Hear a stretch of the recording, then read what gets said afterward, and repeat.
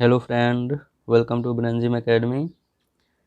तो फ्रेंड, आज हम लोग जीके जीएस का कुछ बहुत ही इम्पोर्टेंट क्वेश्चन करेंगे जो कि खास करके रेलवे एवं एसएससी में बार बार रिपीट हो चुका है। ओके फ्रेंड, तो जो रेलवे और एसएससी में बार बार क्वेश्चन रिपीट होते हैं, बार बार आते हैं, उसी में से मैं लगभग 100 क्वेश्चन सिलेक्ट करके लाया हूँ और आज उसी को हम लोग डिस्कस करेंगे। ओके फ्रेंड, तो आप बने रहना मेरे साथ वीडियो के एंड तक। और इसमें बहुत ही इम्पोर्टेंट क्वेश्चन है जो कि आज हम लोग देखेंगे, और हर क्वेश्चन के साथ एक एक्स्ट्रा फैक्ट भी देखेंगे ना, ताकि एक क्वेश्चन करने के साथ साथ हमारा 4 या 5 क्वेश्चंस आराम से हो जाएंगे। ओके फ्रेंड, तो 100 क्वेश्चन तो एक वीडियो में करना पॉसिबल नहीं है, क्योंकि इसमें मैं आपको एक्स्ट्रा फैक्ट्स भी बताऊंगा, इसलिए इसको हम लोग छोटे छोटे पार्ट में डिवाइड कर करके तब करेंगे ना। तो जैसे इस 100 क्वेश्चन करने के लिए हम लोग 4 या 5 वीडियो बनाएंगे, तो ये पहला पार्ट रहेगा। इसमें हम लोग 10 से 11 क्वेश्चंस देखेंगे। ओके फ्रेंड, तो आप पेन और पेपर लेकर के बैठ जाना, क्योंकि ये क्वेश्चन बहुत ही ज़्यादा इम्पोर्टेंट है और यहीं से बार बार रेलवे या एसएससी में क्वेश्चंस रिपीट होते हैं और आने वाले एग्ज़ाम में भी आएंगे ही आएंगे। ओके फ्रेंड, तो चलिए वीडियो को स्टार्ट करते हैं।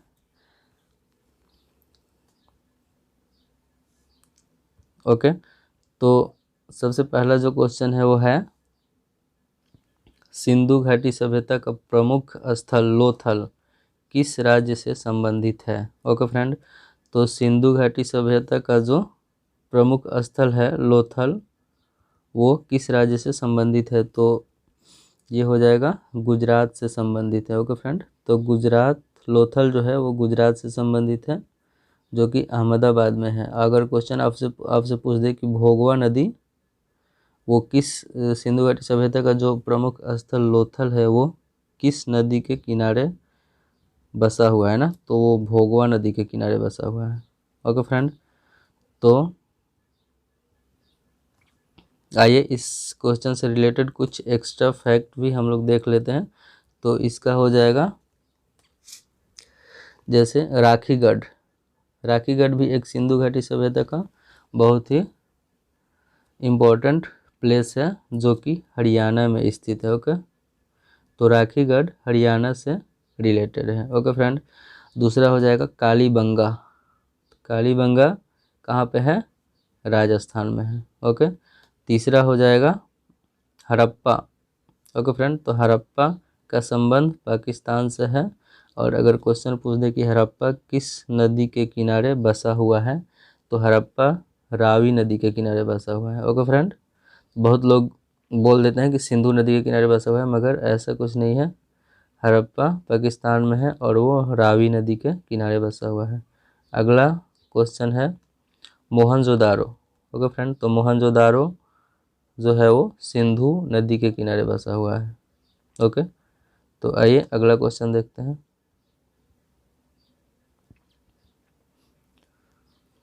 तो अगला क्वेश्चन है, बौद्ध धर्म की प्रथम संगीतिया यानी कि सभाएं कहाँ हुई थी। ओके फ्रेंड, तो बौद्ध धर्म की जो सभाएं हुई थी वो सबसे पहले कहाँ पे हुई थी, तो ये आपका आंसर हो जाएगा राजगृह। ओके फ्रेंड, तो ये राजगृह में हुई थी, और कब हुई थी, 483 ईसा पूर्व में हुई थी। ओके फ्रेंड, अगर दूसरा पूछे दूसरी सभाएं कहाँ हुई थी, तो वो हुई थी वैशाली में 383 ईसा पूर्व में। और अगर तीसरा सभाएं पूछ दे या संगीतिया पूछ दे, तो तीसरा हुआ था कब, पाटलिपुत्र में हुआ था, और 251 ईसा पूर्व में हुआ था। ओके फ्रेंड, तो ये क्वेश्चन बहुत ही ज़्यादा इम्पोर्टेंट है, क्योंकि यह बिहार से रिलेटेड है। और अगर आप बिहार से रिलेटेड कोई भी एग्ज़ाम देने जा रहे हो, जैसे बिहार पुलिस, बिहार दरोगा और बीपीएससी, उसमें बार बार पूछता है। ओके फ्रेंड, तो ये बिहार से रिलेटेड एग्ज़ाम के लिए भी बहुत इम्पोर्टेंट है, और एसएससी रेलवे बैंकिंग में भी बहुत बार पूछा जा चुका है। ओके फ्रेंड, तो आइए अगला क्वेश्चन देखते हैं। अगला क्वेश्चन है, हुमायूंनामा किसके द्वारा लिखा गया था। ओके फ्रेंड, तो हुमायूं नामा जो है वो हुमायूं के जीवन पे आधारित है।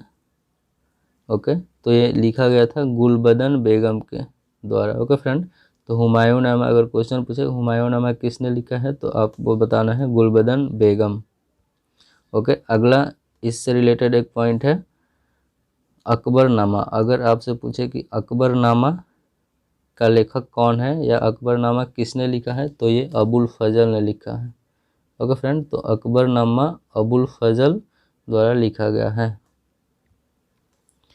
आइए अगला क्वेश्चन देखते हैं। अगला क्वेश्चन है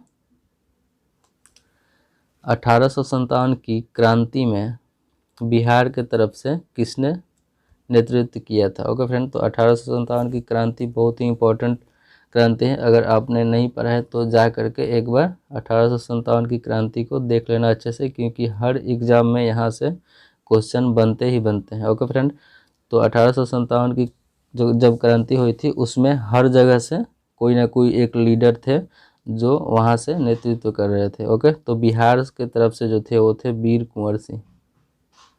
ओके फ्रेंड, तो 1857 की क्रांति में बिहार के तरफ से वीर कुंवर सिंह नेतृत्व कर रहे थे। ओके, अगर पूछ दे दिल्ली से कौन कर रहा था तो दिल्ली से बहादुर शाह जफर कर रहे थे। ओके, इसी से रिलेटेड कुछ और पॉइंट है जो कि हम अभी देख लेते हैं। तो अगर आपसे पूछे लखनऊ से कौन कर रहे थे तो लखनऊ से हो जाएगा बेगम हजरत महल। इलाहाबाद से लियाकत अली और झांसी या ग्वालियर से तो हम जानते हैं झांसी से कौन होगी, झांसी की रानी लक्ष्मीबाई और ग्वालियर से तात्या टोपे। ओके, आइए अगला क्वेश्चन देखते हैं। अगला क्वेश्चन है ब्रह्मा समाज की संस्थापक कौन थे। ओके फ्रेंड, तो ये भी बहुत ही इंपॉर्टेंट क्वेश्चन है। ब्रह्मा समाज के संस्थापक कौन थे, तो ब्रह्मा समाज के संस्थापक थे राजा राम मोहन राय। ओके फ्रेंड, तो राजा राम मोहन राय ब्रह्मा समाज के संस्थापक थे। ये बहुत ही इंपॉर्टेंट क्वेश्चन है। आइए इसी से रिलेटेड कुछ और क्वेश्चन देख लेते हैं जो कि एग्ज़ाम में बार बार पूछा गया है और आने वाले समय में भी पूछा जाएगा। ओके, तो यहाँ से अगला पॉइंट है वो है आर्य समाज के संस्थापक। तो आर्य समाज के संस्थापक थे स्वामी दयानंद सरस्वती। अगला हो जाएगा प्रार्थना समाज। तो प्रार्थना समाज के संस्थापक जो थे वो थे आत्मराज पांडुराम। ओके फ्रेंड, तो आत्मराज पांडुराम व रनाडे जो थे वो प्रार्थना समाज के संस्थापक थे। ओके फ्रेंड, अगला पॉइंट है सत्यशोधक समाज का संस्थापक कौन थे। ओके फ्रेंड, तो सत्यशोधक समाज के संस्थापक जो थे वो थे ज्योतिबा फुले। ओके फ्रेंड, तो ज्योतिबा फुले सत्यशोधक समाज के संस्थापक थे। ओके फ्रेंड, तो चलिए अगला क्वेश्चन देखते हैं। अगला क्वेश्चन है महात्मा गांधी ने कौन से गोलमेज सम्मेलन में भाग लिया था। ओके फ्रेंड, तो महात्मा गांधी ने कौन से गोलमेज सम्मेलन में भाग लिया था। हम जानते हैं कि इंग्लैंड में, ब्रिटेन में गोलमेज सम्मेलन हुआ था जिसमें कांग्रेस की तरफ से कुछ लोग गए थे, उसमें भाग लिए थे। तो महात्मा गांधी ने किस गोलमेज सम्मेलन में भाग लिया था, तो महात्मा गांधी ने द्वितीय गोलमेज सम्मेलन में भाग लिए थे। ओके फ्रेंड, और द्वितीय गोलमेज सम्मेलन कब हुआ था, 1931 ईस्वी में हुआ था। ओके फ्रेंड, आपको बता दूं कि डॉक्टर भीमराव अंबेडकर ऐसे व्यक्ति थे जो तीनों गोलमेज सम्मेलन में भाग लिए थे। ओके फ्रेंड, तो डॉक्टर भीमराव अंबेडकर तीनों गोलमेज सम्मेलन में भाग लेने वाले भारतीय नेता थे। ओके, अगर आपसे पूछ दें कि फर्स्ट गोलमेज सम्मेलन कब हुआ था, तो पहला गोलमेज सम्मेलन जो हुआ था 1930 में हुआ था, दूसरा 1931 में हुआ था और तीसरा 1932 ईस्वी में हुआ था। ओके, तो जो पहला गोलमेज सम्मेलन हुआ था उसमें कांग्रेस की तरफ से कोई भाग नहीं लिया था। ओके, और तीसरे में जो कांग्रेस की तरफ से भाग तो लिए थे मगर पूर्ण रूप से उसका बहिष्कार किया गया था। ओके, चलिए अगला क्वेश्चन देखते हैं।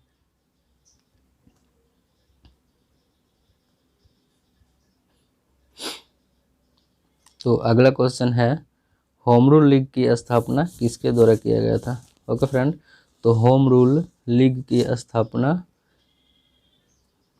बाल गंगाधर तिलक एवं एनी बेसेंट के द्वारा किया गया था। ओके फ्रेंड, तो होम रूल लीग की स्थापना बाल गंगाधर तिलक एवं एनी बेसेंट के द्वारा किया गया था। कब किया गया था? 1916 ईस्वी में पुणे में किया गया था। ओके, आइए अगला क्वेश्चन देखते हैं। अगला क्वेश्चन है, महात्मा गांधी ने कांग्रेस के कौन से अधिवेशन में अध्यक्षता की थी? ओके फ्रेंड, तो ये भी बहुत ही इंपॉर्टेंट क्वेश्चन है, क्योंकि महात्मा गांधी ने केवल कांग्रेस के एक ही अधिवेशन में अध्यक्षता की थी, और वो था 39वीं अधिवेशन 1924 ईस्वी में। ओके फ्रेंड, और पूछ देगा ये कहाँ पे हुआ था? तो ये बेलगाम में हुआ था। ओके, तो ये बहुत ही इंपॉर्टेंट क्वेश्चन था। जो महात्मा गांधी ने कांग्रेस के अधिवेशन में भाग लिए थे वो थे 39वें अधिवेशन, और इसका जो जगह था वो था बेलगाम में। ओके फ्रेंड, तो अगर कांग्रेस की बात आई है तो मैं बता दूं कि कांग्रेस 28 दिसंबर 1885 को कांग्रेस की स्थापना हुई थी, और कांग्रेस की स्थापना किसने की थी? A.O. ह्यूम के द्वारा कांग्रेस की स्थापना किया गया था। ओके फ्रेंड, तो अगर क्वेश्चन पूछ दे कि कांग्रेस के स्थापना किसके द्वारा किया गया था, तो आपको बताना है A.O. ह्यूम के द्वारा किया गया था। ओके, तो आइए कुछ और देख लेते हैं कांग्रेस से रिलेटेड। तो 39वीं अधिवेशन में महात्मा गांधी ने कांग्रेस की तरफ से अध्यक्षता की थी। तो अगर क्वेश्चन में ये पूछ दे कि कांग्रेस की तरफ से अध्यक्षता करने वाला पहला व्यक्ति कौन था? ओके, तो जो प्रथम अधिवेशन हुआ था उसमें कांग्रेस की तरफ से अध्यक्षता किसने की थी? तो वो हो जाएगा व्योमेश चंद्र बनर्जी। ओके फ्रेंड, तो व्योमेश चंद्र बनर्जी ने कांग्रेस के प्रथम अधिवेशन में अध्यक्षता किए थे, और ये कहाँ पे हुआ था? ये हुआ था पुणे में हुआ था। सॉरी, ये पुणे में होने वाला था, मगर पुणे में उस टाइम एक बीमारी फैला था, फ्लेग, जिसके कारण पुणे में ना करके उसको मुंबई में किया गया था। ओके फ्रेंड, तो जो प्रथम कांग्रेस का अधिवेशन हुआ था वो मुंबई में हुआ था, न कि पुणे में हुआ था।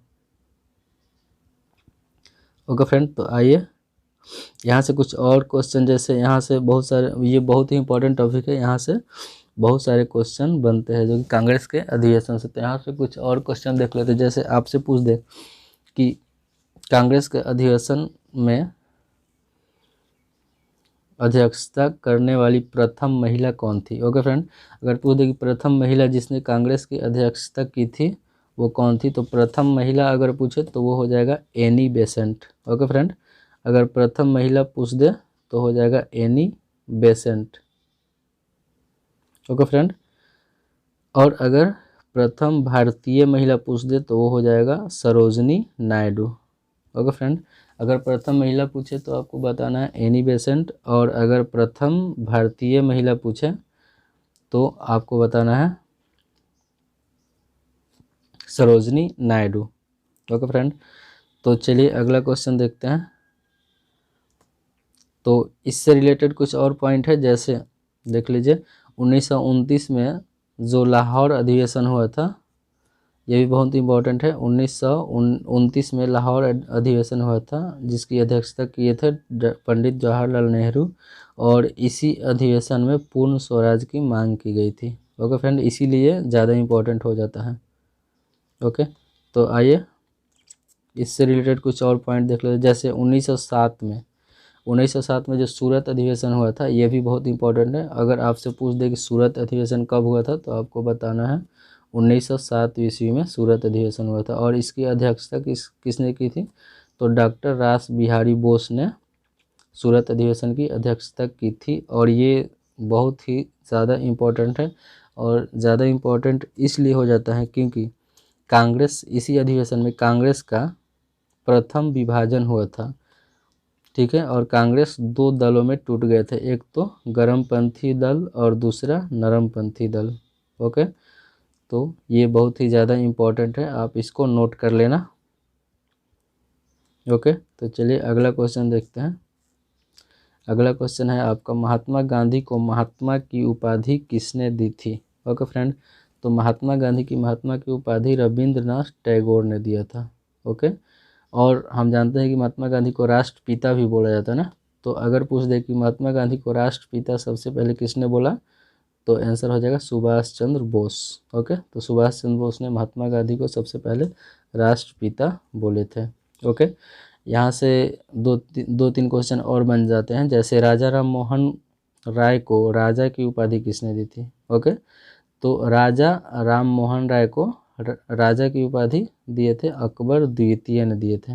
ओके, अगला क्वेश्चन बन सकता है, कायदे आजम, हम तो जानते हैं कायदे आजम किसे बोलते हैं ना, तो कायदे आजम मोहम्मद अली जिन्ना को कायदे आजम का उपाधि किसने दिया था? ओके, तो उनका नाम तो पहले था मोहम्मद अली जिन्ना, मगर कायदे आजम मोहम्मद अली जिन्ना, तो कायदे आजम का उपाधि उनको किसने दिया था?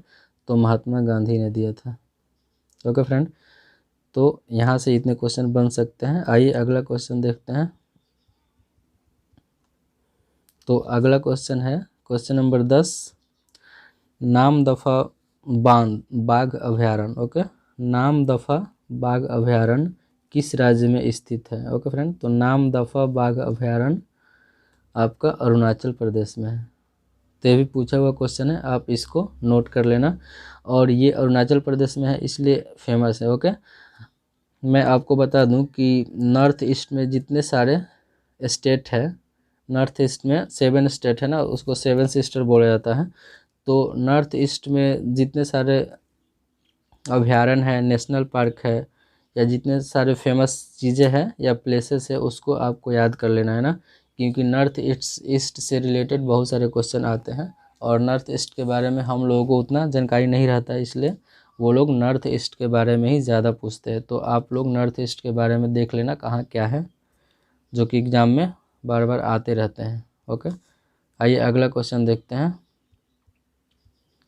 अगला क्वेश्चन हो जाएगा, वोटिंग के दौरान मतदाता के उंगली पे लगाए जाने वाला तत्व का रासायनिक नाम क्या है? ओके फ्रेंड, तो जब हम लोग वोटिंग करने जाते हैं तो हमारे उंगली पे कुछ कलर लगाया जाता है ना, ताकि पता चले कि ये आदमी वोट दे चुका है ना। तो उसका नाम क्या है? वो कौन सा लिक्विड होता है जो हमारे उंगली पे लगाया जाता है? ओके, तो ये बहुत ही अच्छा क्वेश्चन है। ओके, और उम्मीद है कि ये आने वाले एग्ज़ाम में पूछा जा सकता है। ठीक है, तो ये मैं अपने से ऐड किया था, तो इसका आंसर हो जाएगा सिल्वर नाइट्रेट। ओके फ्रेंड, तो जो हम मतदान करते समय जो हमारे उंगली पे लगाया जाता है उसका नाम है सिल्वर नाइट्रेट, जिसका केमिकल फार्मूला है AgNO3। ओके, तो ये भी नोट कर लेना, ये बहुत ही अच्छा क्वेश्चन है। ओके फ्रेंड, तो आज के लिए इतना ही। अगर आपको वीडियो अच्छा लगा हो तो प्लीज़ वीडियो को लाइक कर दीजिए और अपने दोस्तों के साथ शेयर कर दीजिए। और अगर आप चैनल पर नए हो तो प्लीज़ हमारे चैनल को सब्सक्राइब भी कर देना, ताकि अगला वीडियो जब कभी मैं अपलोड करूं तो आपके पास नोटिफिकेशन जाए। Okay friend, thank you.